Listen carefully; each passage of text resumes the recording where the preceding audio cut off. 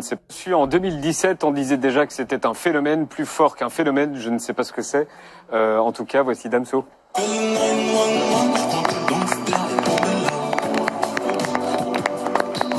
Bonsoir Damso, bienvenue. Bienvenue, ça va? Merci, ça va vous-même? Ça va, merci. Bonsoir. Bonsoir Damso, heureux de vous revoir. Bienvenue sur le plateau de Quotidien. Comment ça va? Comment vous vivez cette bah oui, ça va. Comment vous vivez cette drôle de période et cette sortie de crise très incertaine? Comme tout le monde un peu. Hein. Ouais. C'était compliqué de faire les clips. C'était très difficile. Oui, j'imagine. Ouais. Et de travailler, comment vous avez bossé?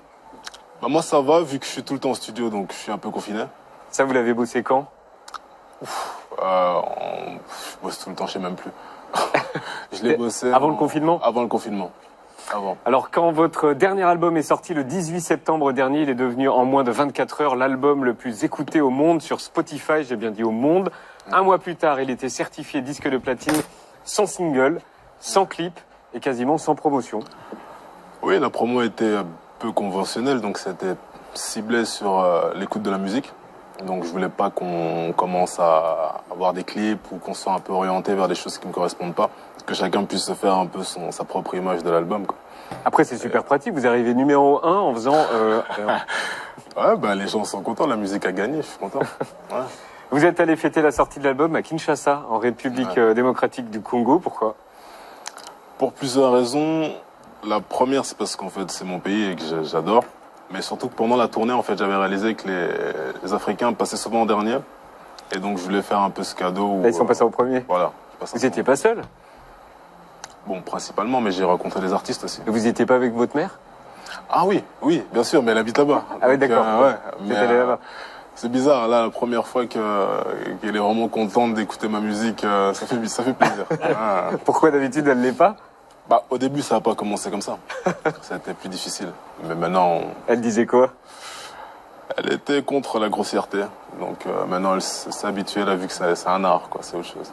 Et aujourd'hui, vous écrivez une chanson sur elle dans cet album. Ouais, mais j'étais pas là quand elle a écouté. J'aime bien prendre... Pourquoi? C'est trop... je sais pas. Vous êtes timide? Gêne comme ça reste ma mère, quand même. C'est bizarre, un peu. Ouais. QALF, CALF, ça veut dire qui aime, like, follow, et le morceau 911 est devenu un classique instantanément, c'est ça?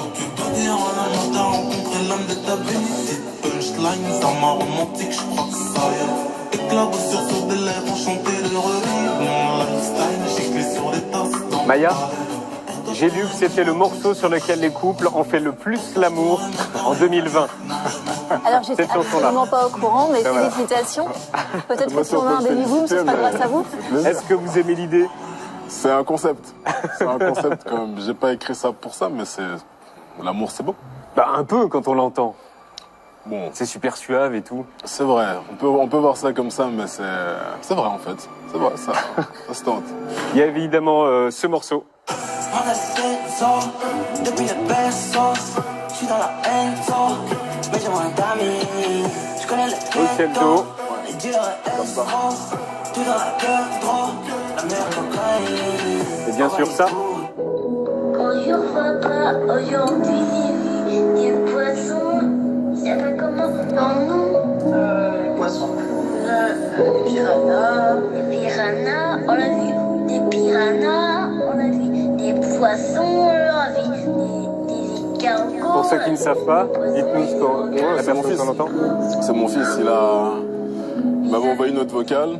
Et donc du coup j'ai mis ça dans un son et enfin bref, je suis parti dans plein de délires, mais c'est une chanson un peu difficile à écouter maintenant avec du recul quand même, c'est un peu bizarre. Mais Niveau émotion? Ouais, beaucoup. Ouais, beaucoup. Il raconte quoi dans le mémo vocal? Ben qu'en fait il a vu, il est allé, comment on appelle ça? Il a vu dans un aquarium des piranhas, tout ça. Ah, c'est ça qu'il raconte avec les piranhas. Ouais, du coup il était aussi à la mer. Et il me raconte un peu tout son séjour et comme j'avais pas pu aller aussi la première fois à la mer avec lui, donc il me laisse un message. Et du coup 2 toiles de mer parce qu'en fait il voulait dire étoile de mer, donc du coup j'ai dit 2 toiles de mer. Voilà. Voilà. Il a changé quoi dans votre vie, votre petit garçon? Ouf. Il a changé ma vie en fait, toute ma vie. Je veux dire la perception même que j'avais du monde, de moi-même. Et c'est intéressant de s'intéresser à quelqu'un beaucoup plus qu'à soi-même. il me ressort un peu de la célébrité. C'est extraordinaire, c'est intéressant. Ouais. Il a tout changé en fait. Ouais. Vous parlez de votre mère, vous parlez de votre fils. On sent dans vos yeux que vous êtes super ému. Ouais, c'est bizarre d'en parler. Mais ouais, c'est comme ça, je grandis, il y a des choses qui se passent dans ma vie. Puis parfois, si je prends du recul, puis il grandit aussi, donc il m'apporte aussi autre chose. Quand il avait 1 an, c'est pas la même chose, maintenant il en a eu 4, donc le rapport, il est encore différent.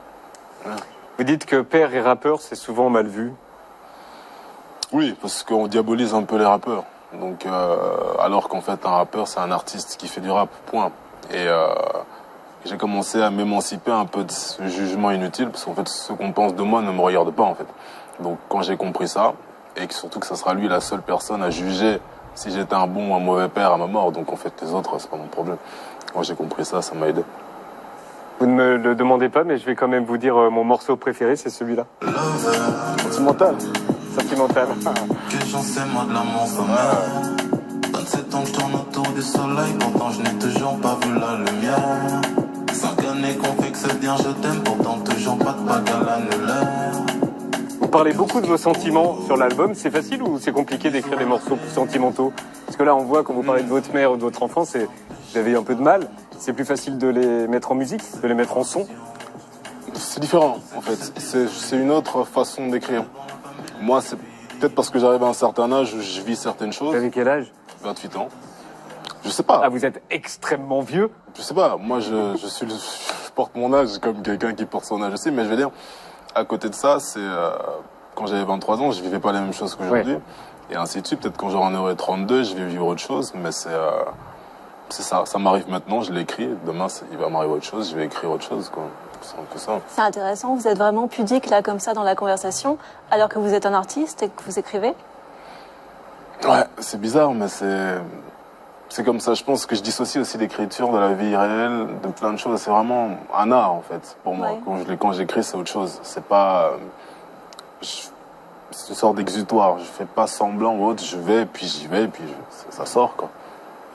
Vous avez toujours dit que vous aviez tout planifié et que 2022, ce serait la fin de votre carrière. Pourquoi vous avez besoin d'écrire votre histoire? Pourquoi vous ne laissez pas les choses se faire naturellement? Vous avez 28 ans. C'est pas comme ça que je vois les choses. C'est comme on va dire une future mère qui écrit déjà dans son calepin les noms de ses futurs enfants. Et donc elle a un objectif et c'est pareil. Moi j'ai écrit mes bébés, en fait, les futurs noms de mes bébés, donc mes albums. Et j'espérais aller dans cette direction et Dieu merci, ça s'est très bien passé.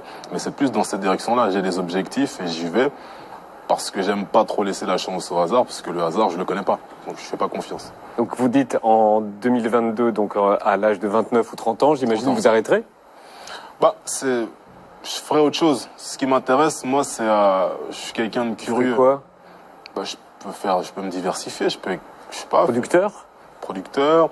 M'ouvrir à d'autres choses, parce que la musique, je la connais, et donc je vais toujours en faire. Parce que... Il y a l'élection présidentielle en 2022. Ça, oui, ou alors peut-être. Non, ça, je voulais ça, pas pour moi. Artiste. 483 jours. Non, ça c'est pour vous, ça. Et après, vous pouvez aussi, il y a aussi le temps de faire un autre album. Bien sûr, mais il est déjà fait, là. Il est déjà fait. Celui-là, oui.